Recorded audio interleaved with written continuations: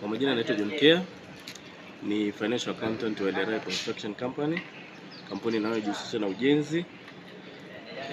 Semina ya leo au training ya leo kwa kweli ni nzuri, lakini bado kunahitaji maboresho mengi ili tuweze kuelewa, kwa maana ya kwamba leo ilikuwa ni introduction tu.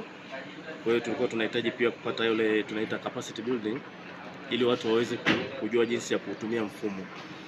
Na kwa leo kiasi fulani tumeelewa vitu vichache, ingawa bado tunahitaji muda zaidi ili tuweze kuelewa mfumo na kuweza kufanyia kazi.